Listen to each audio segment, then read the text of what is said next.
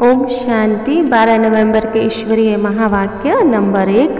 एक दो को दुख देना घोस्ट का काम है, तुम्हें किसी को भी दुख नहीं देना है। राम राज्य में यह घोस्ट यानी रावण होता नहीं है।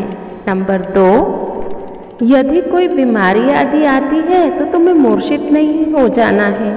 अगर देह अभिमान में लटके हुए हैं, अपने को आत्मा नहीं समझते हैं, सारा दिन देह में ही ध्यान है, तो जैसे मरे पड़े हैं।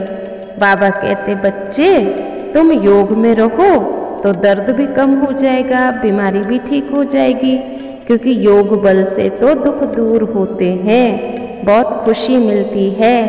कहा जाता अपनी घोट तो नशा चढ़े, कर्म भोग को भी योग से हटाना है।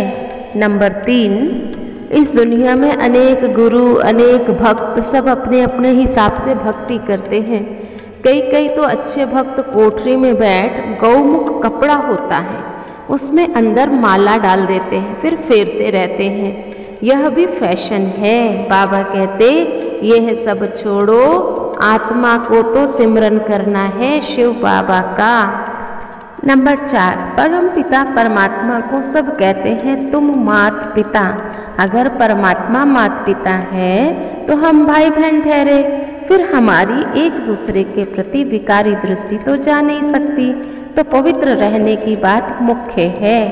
नंबर 5, आंधी तूफान आते जो छोटे वृक्ष होते हैं उनको वो झड़ जाते हैं, क्योंकि आंधी तूफान बहुत तेज होता है, वो झड़ जाता है।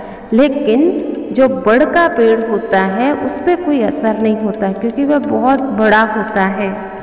यह नॉलेज बाबा ही हमें देते हैं। बाबा हमारा माता पिता है, तो उनसे हमें बहुत सुख मिलते हैं।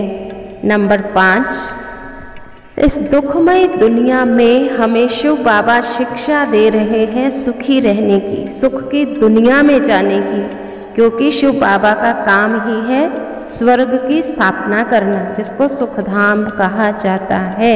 नंबर 6, भूत किसी इंसान को नहीं कहा जाता, लेकिन इंसान के अंदर, आत्मा के अंदर जो विकार होते हैं, क्रोध होता है, तो जब क्रोध आता है तब उसको भूत कहा जाता है। वो कोई भी हो सकता है, तो इसलिए विकारों को भूत कहा गया है। जिसमें भी विकार जगते हैं मतलब उसका भूत जाग गया।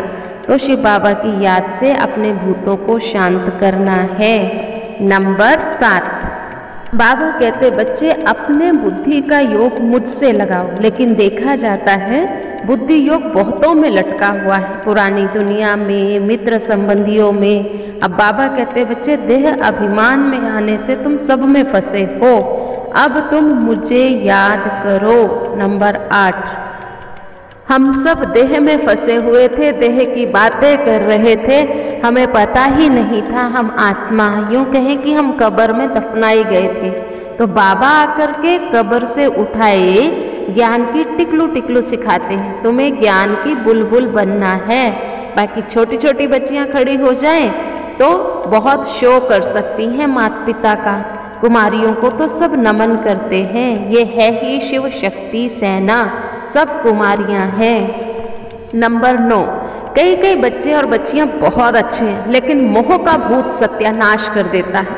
मोह बहुत खराब है। मोह ऐसे है जैसे बंदर बंदरी बना देता है। तुम जानते हो बंदरी में कितना मोह होता है, तो यह मोह का भूत है जो शिव बाबा से बेमुख कर देता है। तो हमें मोह को त्यागना है, मोह रूपी भूत को आने नहीं देना है। नंबर 10, बाबा जो सुनाते हैं 7 दिन ध्यान से सुनो, फिर मुरली जहाँ भी जाकर के पढ़ो, और जो मुरली में धारणा की बातें आती है, लंबा समय नहीं कर सकते तो 1 हफ्ता धारण करके देखो। खान पान की दिक्कत होती है, लेकिन 1 हफ्ता तो करके देखो, फिर आदत पड़ जाएगी। आज का वरदान है बेहद के अधिकार की स्मृति द्वारा अपार खुशी में रहने वाले सदा निश्चिंत भव। आजकल दुनिया में किसी को रिवाजी अधिकार भी मिलता है तो कितनी मेहनत करके अधिकार लेते हैं। आपको तो बिना मेहनत के अधिकार मिल गया।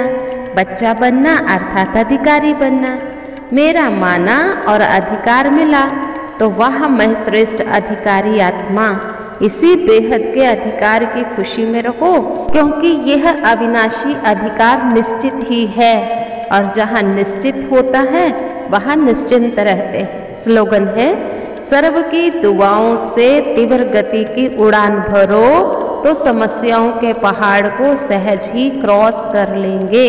आज का स्वमान, मैं निश्चिंत हूँ।